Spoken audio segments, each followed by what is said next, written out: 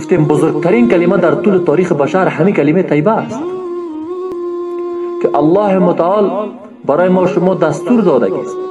در سوره بقره آیه 256 فمن یکفر بالطاغوت و یؤمن بالله، اول با طاغوت کافر شوید باز بعدا بالای ایمان بیارید. یک شخصی که طاغوت نشناسه، یک شخصی که درست کفر ورزیدن با طاغوت نشناسه، این چطور میتونه کلمهش تحقق پیدا کنه؟ کلمه اسلام معنی و مفهومش مهم است که ما بعد اگر معنی مفهوم کلمه خود را نفهمیم این خب بی معنا میشه دیگه، بی فایده میشه خواندن. پس لازم است که معنی مفهوم را درک کنیم. در همین کلمه اسلام 3 تعهد با الله متعال میکنیم. اول تعهد با است که تمام عبادت ها را برای الله متعال میکنیم و برای الله متعال هیچ کسی را شریک قرار نمیدیم، هیچ چیزی را هیچ کسی را شریک قرار نمیدیم و تمام عبادت ها برای الله است. اگر نذر است، قربانی است، رکوع است، سجده است، تمام اینها را برای الله متعال انجام میدیم.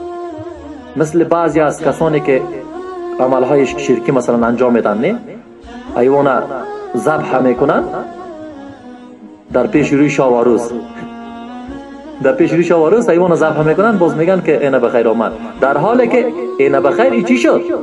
مشرک میشه به خاطر این عملش. این عمل شرکی است، این به خاطر ایوان به نام غیر الله ذبح شده، پس این عمل شرکی است. ما تمام عبادت های ما، هر چیزی که اگر قربانی است، هر چیزی که نذر است، تمامش به خاطر الله متعال برای الله متعال انجام میدهیم. و دومی تعهد ما و شما در همین کلمه اسلام، در همین کلمه طیبه برادران مسلمانیم است که تنها قانون الله متعال را، شریعت الله متعال را بالای خود تطبیق کرده و از او پیروی میکنیم و از دیگر قوانین که هتلریسم و کپیتالیسم و سوسیالیسم و دموکراسی و امثال هم اینها را بالای خود تطبیق نمیکنیم.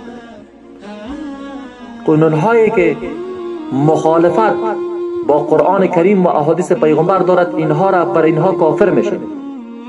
به خاطر کلمه متقاضا میکند که اول با طاغوت کافر شوید. طاغوت گفتیم درس گذشته که هر آن چیزی که به عبادت غیر الله دعوت بدهد و به عبادتی که بدهد راضی باشد او طاغوت است. دوست طاغوت ها فریبان است، رنگ و رنگ طاغوت است. پس ما باید به طاغوت کافر شوید. فقط قانون الله را بالای خود تطبیق میکنیم. این تعهد دیگه ماست. یا الله تنها قانون تو را بالای خود تطبیق و پیروی میکنم. سوم تعهد با الله متعال. یا الله تمام همین شریعت و قانون تو را و تمام عبادت ها را فقط به طریقه رسول الله صلی الله علیه و سلم انجام میدهم. درست؟ فقط به طریقه رسول الله صلی الله علیه و سلم. و امروز میبینیم که اقدر طاغوت زیاد است، طواغیت زیاد است. سران طاغوت خود شیطان است که همگی را از عبادت الله غافل میسازه و طاغوت هایی که بعد از شیطان است امروز میبینیم اینمی پیرهایی که امروز دعوت به طرفات میدن یا خود طاغوت هستند. اینا در کارهای شرکی، دست ما ببوس پای ما ببوس، خیز بزن کرد بزن، خلاص این کلش شرک است. پس دیگه طواغیت این رهبرای امروز در شرک رهبری بسیار ما گرفتار است. قبول کنید برادران. میگه رهبرم اگر گفت جان بده جان میتونم، اگر رهبرم گفت این کارا کو این کارا میکنم، اگر رهبرم گفت فلانی جای نرو نمیرم. اما الله متعال که بر از این میگه که تو نماز بخوان، تو معنی مفهوم کلمه تا بفهم، تو مطابق قانون ما زندگی بکن، با مسلمان ضرر نرسان، این حرام است این حلال، مطابق قانون الله زندگی نمیکنند اما مطابق قانون رهبرش زندگی میکنند. پس این شرک رهبری است. باید از این الله ما را دور داشته باشد که در شرک رهبری یا شرک سیاسی گرفتار نشیم. و برادران مسلمانم دیگه وعده ما با الله متعال ای باشد که الگو و نمونه فقط رسول الله را میگیریم، نه دانشمندای غرب که ارسطو، سقراط و ژان ژاک روسو امثال هم مولانا و یک نفر میگه مولانا را حافظ چیز گرفتیم. حالا حافظ مولانا یا خو نه از آیت قرآن گپ زدین نه از احادیث گپ زدین، بدل خود هر چی گفتین دیگه.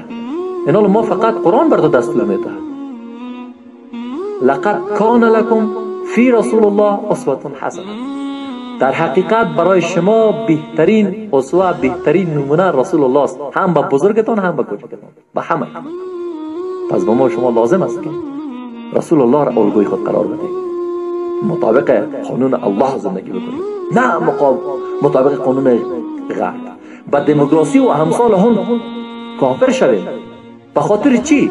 به خاطر این که مثلا الله متعال بر تو به صراحت میفرماید انما الخمر والمیسر والانصاب والازلام رجس من عمل شیطان فاجتنبوه. شما اجتناب کنید از این تا رستگار شوید. اما دموکراسی میگه کدام مشکل نداره. شراب خود دیگه یک جرم عمل شخصی است، یک عمل انجام داده که چی مشکل داره، در حالی که قرآن را رد میکنه. این حرام است. آیا کسی که حرام الله را حلال بشمارد این مسلمان هست؟ نه خیر، این طاغوت هست. این طاغوت است. پس ما باید کافر شد.